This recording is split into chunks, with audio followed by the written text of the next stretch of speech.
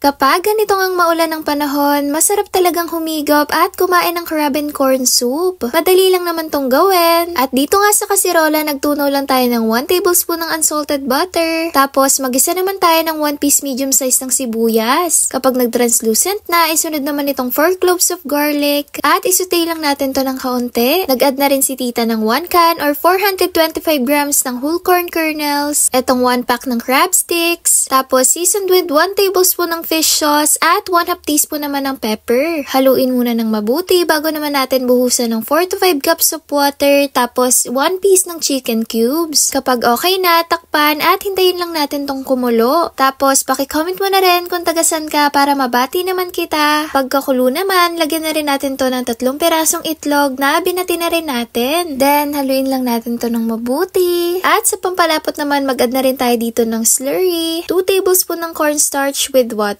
And lastly, mag-garnish na rin tayo dito ng spring onion, pampadagdag aroma at kulay dito sa ating crab and corn soup. Tignan mo naman mare, itsura pa lang talagang nakakatakam ng tignan. At perfect na perfect nga rin tong kainin with rice. Talaga namang napakasarap at napakadali lang gawin, kaya kung gusto mo rin ito, itag mo na yung gagawa nito para sa inyo.